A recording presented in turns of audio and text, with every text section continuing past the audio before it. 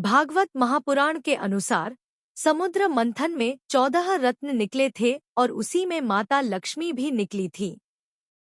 लेकिन माता लक्ष्मी के अवतरण से पूर्व माता अलक्ष्मी समुद्र मंथन से बाहर निकली थी। समुद्र से निकलने के बाद देवी लक्ष्मी ने भगवान विष्णु का चयन किया, जबकि माता अलक्ष्मी ने आसुरी शक्तियों की शरण ली। यही वजह है कि उन्हें 14 रत्नों में गिना नहीं जाता है।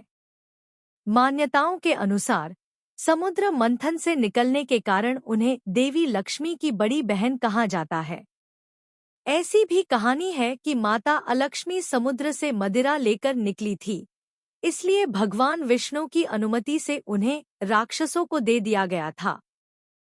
पौराणिक ग्रंथों में लिखा है कि माता अलक्ष्मी की विवाह उद्दालक नाम के एक महर्षि से हुआ था, मगर जब महर्षि उन्हें आश्रम में ले गए तो माता अलक्ष्मी ने प्रवेश करने से मना कर दिया था।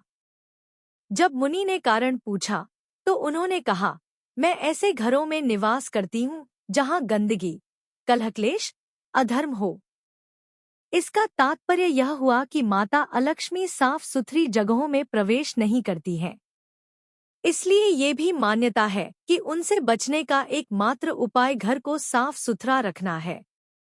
इससे पहले कि हम वीडियो में आगे बढ़े, यदि अभी तक आपने हमारे चैनल धर्म संज्ञान को सब्सक्राइब नहीं किया है तो कृपया सब्सक्राइब कर लें, ताकि आने वाली वीडियो का नोटिफिकेशन सबसे पहले आपको मिलता रहे।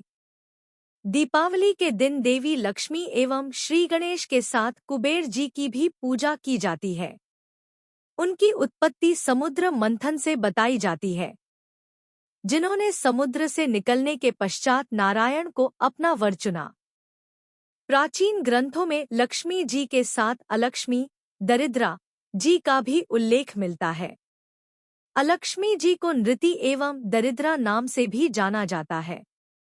लक्ष्मी जी के प्रभाव का मार्ग धन संपत्ति, प्रगति का होता है। वहीं अलक्ष्मी जी दरिद्रता, पतन, अंधकार का प्रतीक होती है। माता लक्ष्मी की भांति अलक्ष्मी का प्रादुर्भाव भी समुद्र मंथन से हुआ था। इन्हें समुद्र मंथन से प्राप्त 14 रत्नों में तो नहीं गिना जाता, पर उपरत्नों में इनकी गिनती होती है।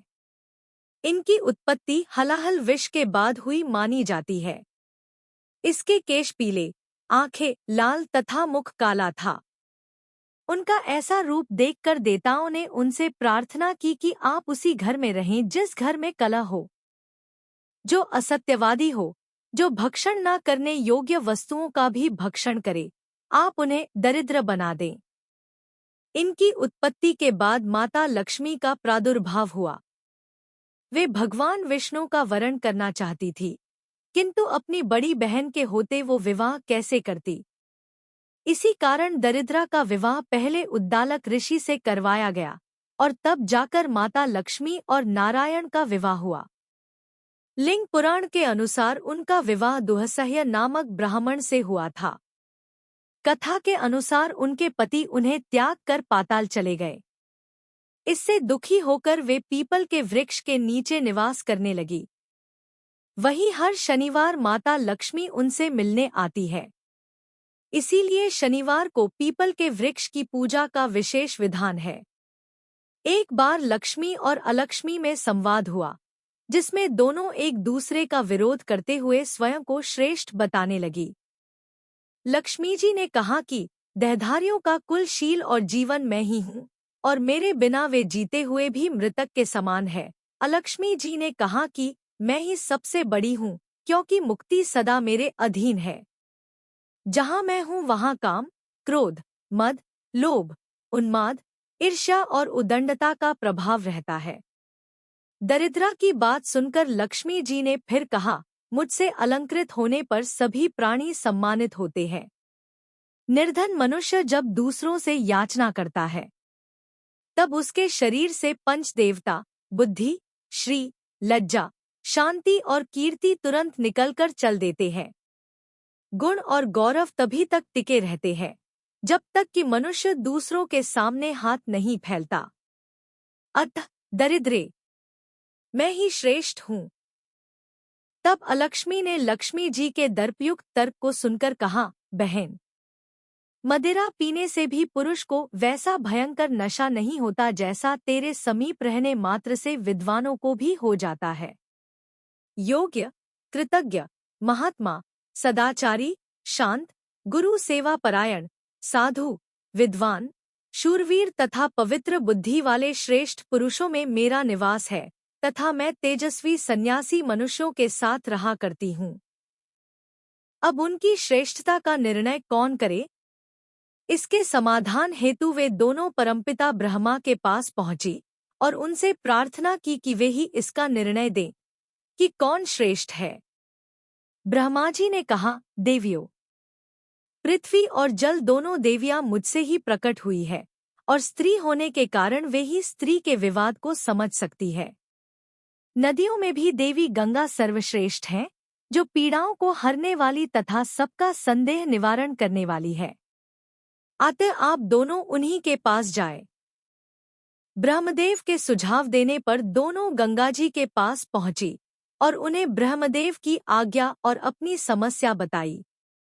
तब गंगा के समक्ष दरिद्रा ने पुनः अपनी आत्म प्रवंचना की और कहा कि मुझे ज्ञात है कि मैं ही लक्ष्मी से श्रेष्ठ हूँ, किंतु अब जब ब्रह्मदेव ने हमें आपके पास भेजा है तो आप ही अपना निर्णय दें।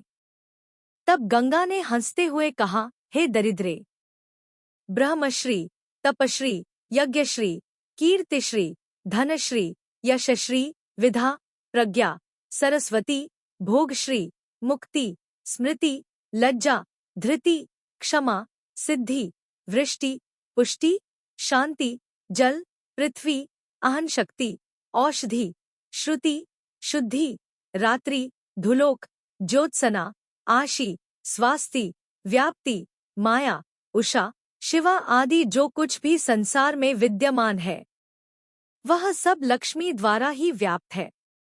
ब्राह्मण, धीर, क्षमावान, साधु, विद्वान, भोग परायण तथा मोक्ष परायण पुरुषों में भी जो श्रेष्ठ एवं सुंदर है वह लक्ष्मी का ही विस्तार है। अतः तुम्हारा देवी लक्ष्मी से स्पर्धा करना अनुचित है। ये कहकर गंगा ने देवी अलक्ष्मी को वहां से विदा किया। तभी से दरिद्रा ने देवी गंगा को अपना शत्रु माना एवं उनका जल दरिद्रा का शत्रु हो गया। कहते हैं कि तभी तक दरिद्रा का कष्ट उठाना पड़ता है जब तक गंगाजी के जल का सेवन न किया जाए। इसी कारण गंगा स्नान एवं दान करने से दरिद्रता दूर भगती है और लक्ष्मी की उन पर कृपा होती है। यदि आपको यह वीडियो पसंद आई हो तो कृपया कमेंट करें, लाइक करें और साथ ही वीडियो को आगे शेयर भी करें।